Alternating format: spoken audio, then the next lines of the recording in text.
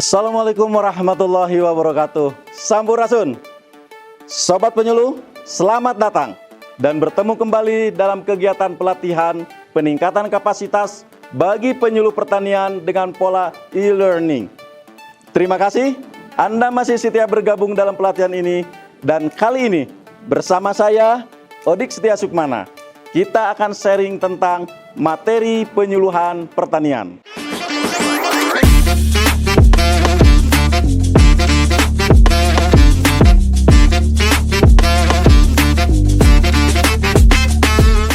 Apa itu materi penyuluhan? Berdasarkan Undang-Undang Nomor 16 Tahun 2006 tentang SP3K, materi penyuluhan adalah bahan penyuluhan yang akan disampaikan oleh para penyuluh kepada pelaku utama dan pelaku usaha dalam berbagai bentuk yang meliputi informasi, teknologi, rekayasa sosial, manajemen, ekonomi, hukum, dan kelestarian lingkungan. Materi penyuluhan merupakan salah satu aspek penting dan memiliki kontribusi yang besar terhadap pencapaian tujuan penyuluhan. Dengan demikian, maka penyusunan materi harus ditujukan untuk memenuhi kepentingan dan kebutuhan petani. Materi penyuluhan bisa berupa pesan kognitif, afektif, maupun psikomotorik yang sifatnya menganjurkan, melarang, memberitahu, atau bahkan menghibur.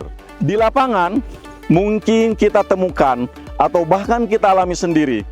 Kita merasa telah banyak melakukan interaksi dengan para petani, baik secara perorangan, kelompok, atau bahkan massal.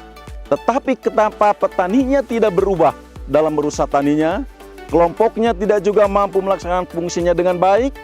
Hal demikian, mungkin pada saat kita berinteraksi dengan mereka, kita tidak memiliki materi yang jelas yang kita sampaikan. Atau mungkin kita sampaikan materi, tetapi materi tersebut tidak sesuai dengan kepentingan dan kebutuhan mereka. Bagaimana materi itu bisa efektif dalam merubah PSK? Yang pertama, relevan dengan kebutuhan dan kepentingan pelaku utama dan pelaku usaha atau sasaran, dengan tetap memperhatikan kemanfaatan dan kelestarian sumber daya pertanian. Yang kedua, berasal dari sumber yang jelas dan dapat dipertanggungjawabkan. Dan yang ketiga, dapat diakses dengan mudah oleh sasaran. Agar materi sesuai dengan kepentingan dan kebutuhan sasaran, tahapan menyusun materi yang pertama, identifikasi kebutuhan. Yang kedua, analisa sasaran. Dan yang ketiga, rumuskan tujuan. Materi yang disampaikan harus betul-betul terjamin kebenarannya dan dapat dipertanggungjawabkan sumber-sumber materi penyuluhan pertanian. Sumber resmi dari instansi pemerintah, baik kementerian atau dinas terkait, lembaga penelitian, pusat pengkajian, pusat-pusat informasi, dan pengujian lokal yang dilaksanakan oleh penyuluh. Kemudian berikutnya, sumber resmi dari lembaga-lembaga swasta atau lembaga swadaya masyarakat yang bergerak di bidang penelitian, pengkajian, dan penyebaran informasi. Yang ketiga, pengalaman petani.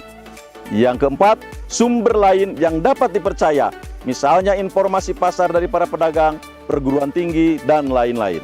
Perlu diingat, terkadang materi yang kita terima dan kita sampaikan kadang tidak sesuai dengan kondisi pengguna karena berbagai hal. Kuncinya kehati-hatian dengan mencoba terlebih dahulu dalam skala kecil. Ruang lingkup materi: informasi, teknologi, sosial, manajemen, ekonomi, hukum, dan pelestarian lingkungan. Kandungan materi terdiri dari yang pertama, materi pokok 50%. Ini merupakan materi yang benar-benar dibutuhkan dan harus diketahui oleh sasaran utamanya. Yang kedua, materi penting 30%. Merupakan materi yang memuat dasar pemahaman yang berkaitan dengan kebutuhan yang dirasakan oleh sasaran. Dan yang ketiga, materi penunjang 20%, yaitu kebutuhan materi yang dirasakan dan sebaiknya diketahui oleh sasaran untuk memperluas cakrawala. Agar materi mudah diadopsi oleh sasaran, terdapat beberapa pertimbangan dalam pemilihan materi. Yang pertama, harus memberikan keuntungan yang nyata. Yang kedua, harus mampu mengisi kegiatan dari kegiatan yang sudah ada. Yang ketiga, tidak bertentangan dengan adat istiadat atau kebudayaan. Dan yang keempat, sederhana, mudah dilaksanakan, tidak perlu keterampilan tinggi. Yang kelima, pengetahuan, biaya, dan sarana yang diperlukan dapat disediakan oleh sasaran. Dan yang keenam, dapat dimanfaatkan dan segera memberikan hasil yang nyata. Yang ketujuh, biaya tidak terlalu mahal. Dan kedelapan, tidak berisiko tinggi dalam penerapannya. Kemudian kesembilan, dampak penerapannya menarik dan menonjol. Dan kesepuluh, dapat dilakukan di berbagai keadaan dan mudah diperluas dalam kondisi berbeda-beda. Sobat penyuluh, apakah materi yang tadi bisa Anda pahami? Itu sementara yang dapat saya sampaikan. Semoga bermanfaat. Terima kasih atas perhatiannya dan mohon maaf atas kekurangannya. Selamat berdiskusi dan bersinergi. Wabillahi taufiq wal hidayah. Wassalamualaikum warahmatullahi wabarakatuh.